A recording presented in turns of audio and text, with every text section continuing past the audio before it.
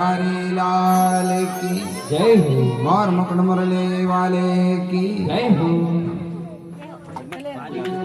सुखदेव मुनि कहते हैं कि हे राजन,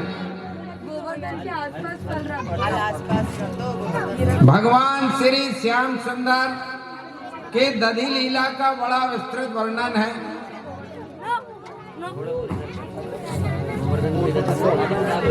भगवान श्याम सुंदर जो है घर घर दही लूटते थे।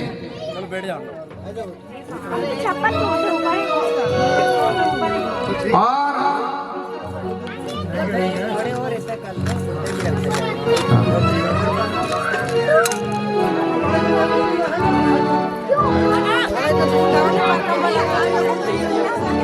बोलिए वृंदावन बिहारी लाल की। भैया इशारे में बात करो और कथा में व्यवधान भी नहीं हो और अपना काम भी चलता रहे, कि ऐसा नहीं लगे कि भगवान का दरबार है, ऐसा नहीं लगे कि जे शनिवार की बाजार है। बोलिए वृंदावन बिहारी लाल की। अब कहा गया है, हर जगह हमारे बुजुर्ग लोग भी भजन गाते हैं कि 9 लाख गौ तेरे घर ही दोहावे और 10 मन माखन होय, नित नयो माखन होय। तो 9 लाख ही गौए, क्योंकि नंद बाबा के पास में ज्यादा कम भी होगी। भाई 9 लाख का क्यों कहते हैं? क्योंकि जो केवल गौ पालते हैं उन्हें गोपाल कहते हैं, और जिनके पास में 9 लाख गौएं होती थी उन्हें नंद कहते थे। ये पदवी थी नंद। जैसे जिसके पास लाख रुपया वो लखपति, करोड़ रुपया वो करोड़पति। तो 9 लाख गौएं जिसके पास रहती थी उसे नंद कहते थे, और 5 लाख गौएं जिसके पास होती थी उसे उपनंद कहते थे, और 10 लाख गौएं जिसके पास होती थी उसे ब्रज भानु कहते थे। तो 1 लाख गौएं ज्यादा थी नंद बाबा से ब्रज भानु के पास, और 50 लाख गौएं का जो स्वामी होता था उसे ब्रज भानु बर कहते थे। यानी उन गौओं के का सबका स्वामी वो ही माना जाता था, और 1 करोड़ गौ के स्वामी को नंदराज कहते थे। तो भगवान के जो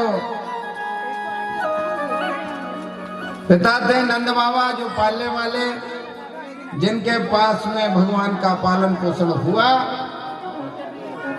उनके पास 9 लाख गौएं थी, इसलिए उनका जो पदवी नंद की थी, के नंद बाबा। और इस प्रकार से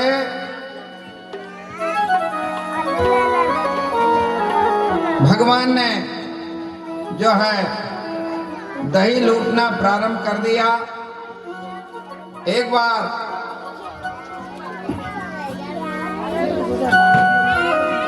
भगवान श्याम सुंदर ने वेणु बजाई तो सभी मोहित हो जाते हैं कि कानन दे उंगरे रहिबो जब ही मुरली धुनि मंद बजे, मोहिनी तानन सोरस खानी अटा चढ़ी गोधन गए तो गए, टेरी कहूँ सिगरे ब्रज लोगना के काहू को कितनो समझे, और माई रिवा मुख की मुस्कानी संवारी नजे नजे है। बोलिए वृंदावन बिहारी लाल की। सूजी महाराज कहते हैं कि हे राजन, ये मुरली भगवान को शिव जी ने दी थी, और इस प्रकार से भगवान मुरली बजाते हुए गौएं चराते थे।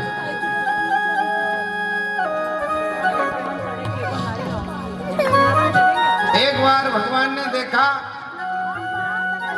कि सभी सखियां स्नान के लिए गोपिकाएं जाती हैं यमुना जी में और वस्त्र उतार करके और स्नान करती हैं। तो भगवान ने उनको जो है शिक्षा देने के लिए और उनकी मनोकामना पूर्ति के लिए कि वो चाहती थी भगवान कृष्णचंद्र हमें पति रूप में प्राप्त हो,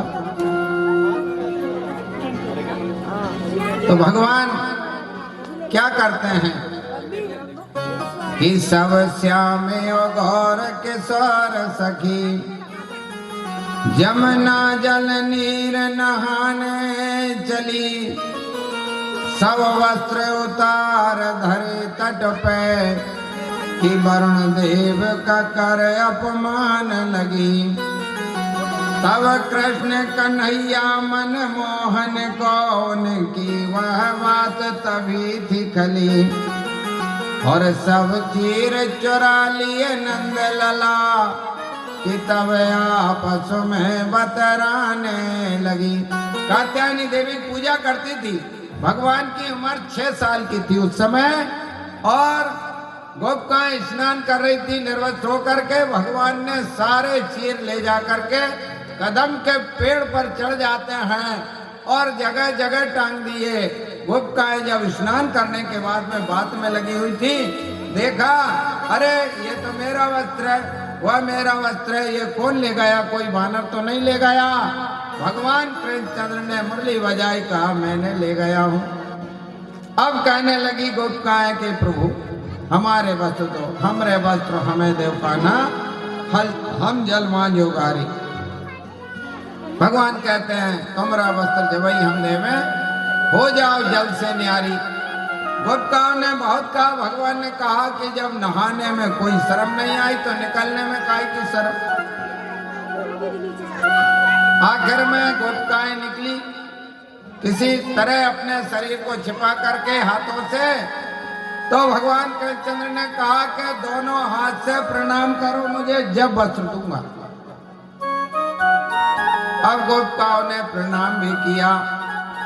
तो भगवान, कुछ लोग कहते हैं कि भगवान कृष्णचंद्र जी ने जो लीला की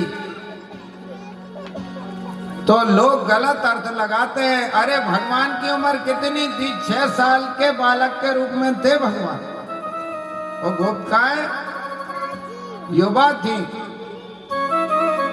और भगवान ने शिक्षा दी जीव को, आत्मा को, कि आत्मा और परमात्मा के बीच में कोई आवरण नहीं होना चाहिए, कोई पर्दा नहीं होना चाहिए, कोई अवरोध नहीं होना चाहिए।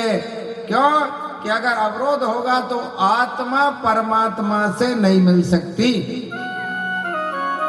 और भगवान ने उनको शिक्षा दी। उनकी जो मनोकामना थी कि हमें परमात्मा प्राप्त हो, परमात्मा के उन्हें दर्शन हुए और भगवान ने अपने लोक को जाने का उनको वरदान दिया। गोपिका कौन है? गोपी आत्मा है और श्याम सुंदर परमात्मा है। तो जब आत्मा परमात्मा से मिलती है तो बीच में कोई आवरण नहीं रहता। और यही भगवान ने शिक्षा दी। 6 वर्ष की अवस्था थी भगवान की। एक बार भगवान ग्वाल वालों के साथ गौएं चरा रहे थे। उन्होंने कहा यहाँ पर कुछ ब्राह्मण हैं, भोजन बना रहे हैं, मथुरिया ब्राह्मण अंग्रज गोत्र के, और यज्ञ कर रहे हैं, तो भोजन के लिए चले जाओ। ग्वाल गए कि हमें भोजन दे दो। तो ब्राह्मणों ने कहा अरे भगवान को भोग लगा नहीं, तुम ग्वाल मूर्ख, जाओ, भगा दिया। यज्ञ पत्नियों ने कहा, उनके ब्राह्मणों की पत्नियों ने कहा कि अरे किस लिए आए? बोले भगवान श्याम सुंदर और बलराम वन में भोजन के लिए भेजा। थाल सजा करके गई और भगवान को भोजन कराया। तो भगवान ने वरदान दे दिया कि जाओ, तुम्हें वैकुंठ लोक की प्राप्ति होगी। क्योंकि कहा गया है कि भागवत कथा में भगवान का दर्शन होता है। अब कुछ लोग कहेंगे भागवत में कैसे दर्शन होता? अरे भगवान कृष्ण ने जब अवतार लिया तो दुर्योधन तो रोज देखता था, दर्शन नहीं करता था और दुर्वचन कहता था, क्योंकि उसने भगवान माने नहीं। और भागवत कथा में जब बैठते हैं तो भगवान के प्रति भक्ति उत्पन्न होती है और भगवान की जो है प्राप्ति हो जाती है। जब तक मन में भक्ति उत्पन्न नहीं होगी तब तक ज्ञान उत्पन्न नहीं होगा, जब तक ज्ञान उत्पन्न नहीं होगा तब तक जो है वैराग उत्पन्न नहीं होगा, जब तक वैराग उत्पन्न नहीं होगा तब तक भव सागर से मनुष्य पार नहीं होता। भवई चेव भक्ति गगई चेव ज्ञानम भवई चेव वैराग्यम तदई चेव तारण। तभी जो है मनुष्य का तारण हो सकता है, जबकि जो है मनुष्य में भक्ति ज्ञान वैराग्य की प्राप्ति हो। श्रीमद् भागवत पुराण में प्रारंभ में ही जो है ये कथा आती है। सुखदेव जी महाराज कहते हैं कि राजन, एक दिन क्या हुआ, मैया यशोदा तरह तरह के जो है पकवान बना रही थी। उन्होंने पूछा, मैया ये किस लिए बन रहे हैं पकवान? उन्होंने कहा कि इंद्रराज की पूजा करेंगे, इंद्र की पूजा करेंगे। उन्होंने कहा, मैया इंद्र की पूजा क्यों करेंगे? कहने लगे, जल बरसाते हैं और इंद्र देवताओं का राजा है, सूर्य तपते हैं, चंद्रमा अमृत बरसाता है, वायु चलती है। ऐसा सब उन्होंने जब बताया तो उन्होंने कहा कि मैया गोवर्धन पर तो गाय चढ़ती है, इसलिए मेरी तो ये इच्छा है कि गोवर्धन की पूजा की जाए। अब भगवान के चमत्कार तो देख ही चुके थे। भगवान ने अग्निपान करके ब्रजवासियों की रक्षा की थी, प्रलंबासुर को मारा था और जितने भी राक्षस आए सबका भगवान ने वध किया था। तब जो है उन्होंने कन्हैया की बात मानी और गोवर्धन की पूजा करने के लिए जो है चल देते हैं। सुखदेव मुनि से राजा परीक्षित ने कहा कि महाराज यह गोवर्धन पर्वत है क्या? कथा बड़े ध्यान से सुनने की है कि एक बार तीर्थ यात्रा करते समय पुलस्त मुनि द्रोणागिरि पर जब पहुंचे और उन्होंने औषधि पुत्र गोवर्धन को मांगा, कहा पुलस्त मुनि ने कि मैं काशी में स्थापित कर दूंगा गोवर्धन को। हथेली पर लेकर के चले। गोवर्धन ने कहा, महाराज जहां रख दोगे फिर उठूंगा नहीं वहां से। ब्रज में आने पर उसने भार बढ़ा दिया, भार बढ़ाया और मुनि सहन नहीं कर पाए तो मुनि ने वहीं स्थापित कर दिया। तो मुनि ने श्राप दे दिया कि जा तू क्षण क्षण जो है कम होता जाएगा। मुनि ने श्राप इसलिए दिया कि गोवर्धन जब बढ़ने लगा था तो मुनि ने सोचा कि यह पृथ्वी का ढक्कन ही बन जाएगा, तो उसे क्षीण होने का श्राप दे दिया था। भारी भी इसीलिए हो गया था। और गोवर्धन पर्वत 8 योजन लंबा, 4 कोस का 1 योजन होता है, 2 योजन ऊंचा और उस समय जो है 5 योजन ऊंचा था। और कुछ संतों के श्रीमुख से सुना है कि जब राम जी पुल बना रहे थे उस समय कहते हैं हनुमान जी ने पर्वत लाए, तब तक पुल तैयार हो गया था। पर्वत का जो भाग लाए थे उन्होंने कहा, प्रभु मैं तो आपके काम में नहीं आ पाया। तो भगवान ने कहा था, द्वापर युग में मैं तुम्हारी पूजा कराऊंगा। कहते हैं वही गोवर्धन पर्वत है, क्योंकि कल्प भेद हरि चरित सुहाए और भांति अनेक मुनिसन गाए। गर्ग संहिता के अनुसार राधा जी ने कहा था कि भगवान मैं वहीं पर जो है जाऊंगी जहां पर यमुना नदी हो, गोलोक धाम हो और गोवर्धन पर्वत हो। तब जो है गोलोक धाम तो 84 कोस का जो है परिक्रमा का वो भगवान ने स्थापित किया। जो कि गोलोक धाम से जुड़ा है। यमुना नदी को भी जो है उतारा और सारे देवताओं के हृदय से जो तेज निकला, भगवान के हृदय से जो तेज निकला, कहते हैं उससे गोवर्धन पर्वत का निर्माण हुआ है।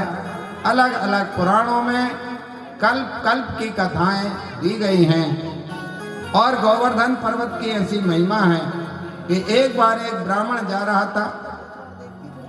ब्राह्मण जब जा रहा था तो हुआ क्या कि वो ब्याज से धन देता था, तो धन लेने के लिए जा रहा था, मार्ग में एक राक्षस मिल गया तो उसने गोवर्धन पर्वत के पास से पत्थर उठाया और उसको मारा। वो पत्थर लगते ही राक्षस जो है गंधर्व के रूप में परिणत हो गया।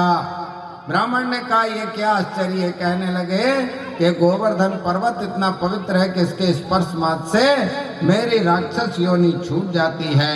तो वही गोवर्धन पर्वत की भगवान जो है पूजा करवाने के लिए भगवान जो है ले जाते हैं। छकड़ों में जो है दूध दही भगवान फल मेवा मिष्ठान सब लेकर के और गोवर्धन पर्वत पर जाकर के पूजा आरंभ कर देते हैं।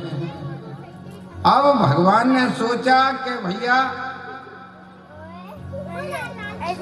चमत्कार को नमस्कार है, अगर इनको कुछ दिखाई नहीं देगा तो इन्हें विश्वास कम होगा। तो भगवान ने स्वयं जो है गोवर्धन का रूप धारण कर लिया और जो जो वस्तु सब चढ़ाते थे 56 प्रकार की, वह भगवान स्वयं जो है ग्रहण करते थे। और सब ग्वालवाल वासी जो है वहाँ पर मधुर गीत संगीत जो है गाते हैं। बोलिए वृंदावन बिहारी लाल की जय हो, गोवर्धन महाराज की जय हो। कजी मोजी मोजी गोवर्धन नाथ, कजी मोजी मोजी गोवर्धन नाथ, करो में था कि मेवानी। जी मोजी मोजी गोवर्धन नाथ, करो में ताकि मैं जवानी। ओ जी मोजी मोजी गोवर्धन नाथ, करो में था कि मैं जवानी। जी मोरी मोरी मोहन,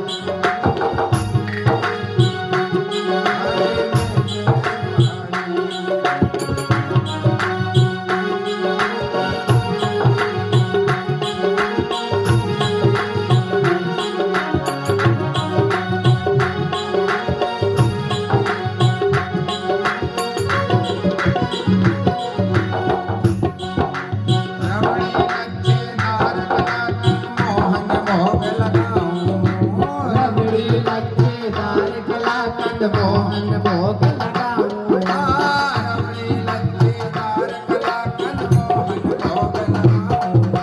रबड़ी लच्छेदार कलाकंद मोहन भोग लगाऊं। गोवर्धन देव जी कर मनोहार जमाऊं। नारायण गोवर्धन नाथ, कर मनोहार राधा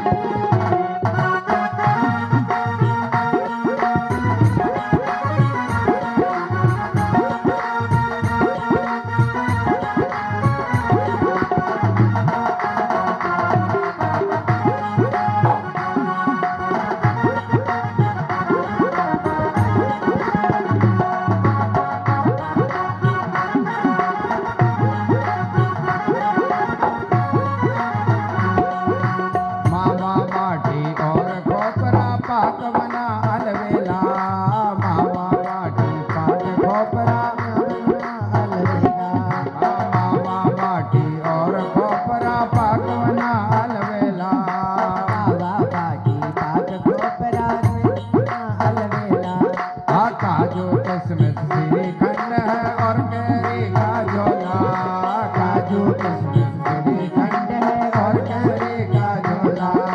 काजू श्रीखंड है और कैरी का झोला। काजू किशमिश श्रीखंड है और कैरी का झोला। चटनी पापड़ के साथ है अचार करूँ ताकि चटनी पापड़ के साथ है अचार करूँ ताकि बची मोटी गोबर धननाथ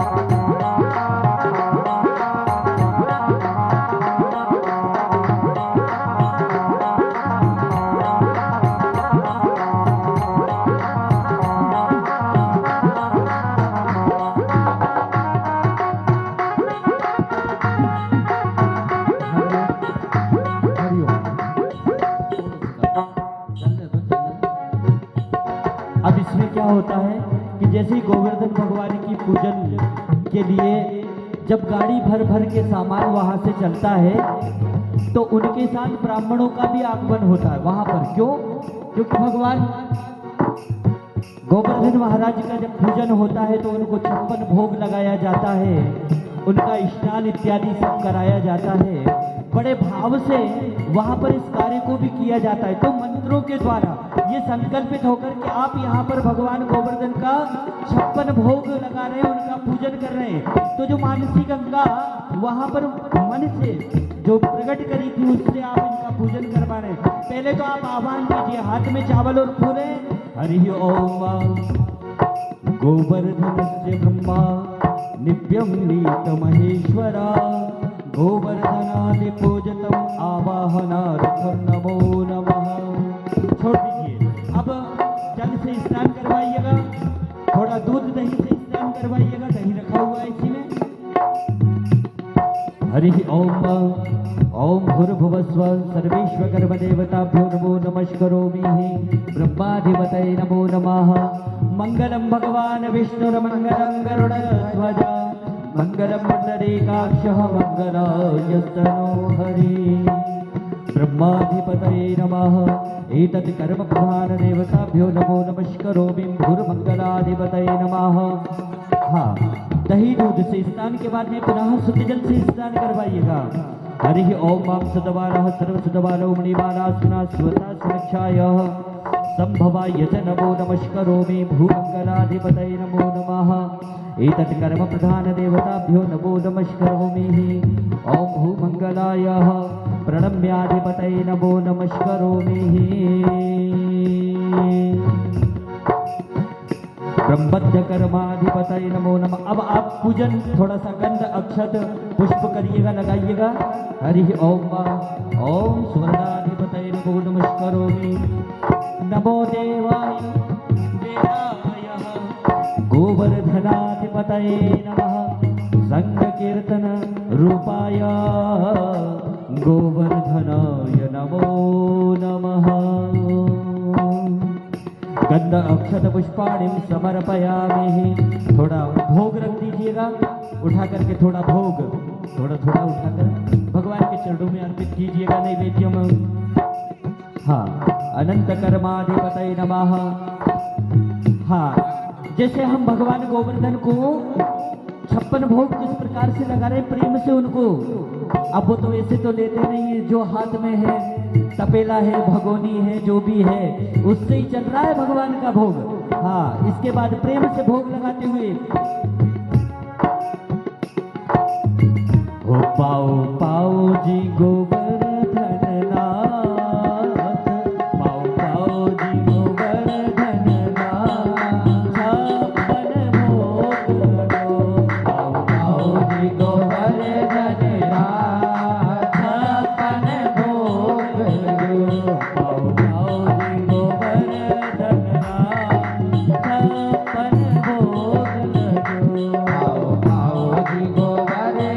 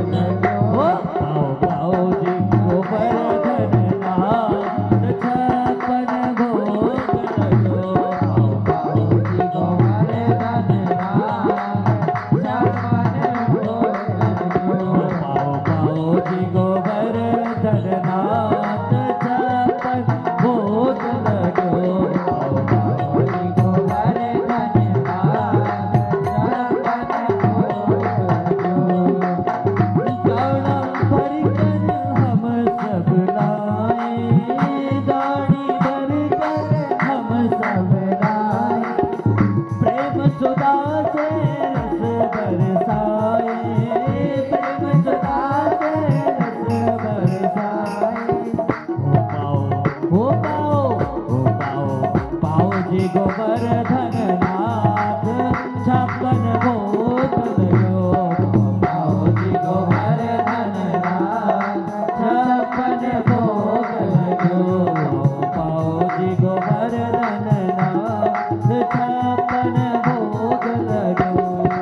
पाओ जी गोवर्धन नाथ, छप्पन भोग लयो। नैवेद्य अर्पण नैवेद्य तर्पण नैवेद्य भोपण नमो नमः। नैवेद्य नैवेद्य तर्पण नैवेद्य रेवन नमो नमः। भगवान को बड़े प्रेम श्रद्धा और भाव से बीड़ा भी खिलाया जाएगा। प्रेम से बीड़ा खिलाओ, भगवान को अर्पित कीजिएगा। हरि ओम।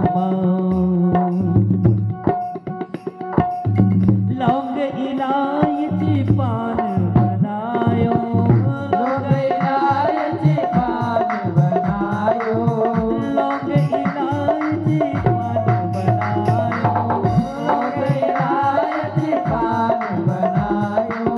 हो पाओ गोवर्धन नाथ, पाओ गोवर्धन नाथ, छप्पन भोग लयो। पाओ गोवर्धन नाथ, छप्पन भोग लयो।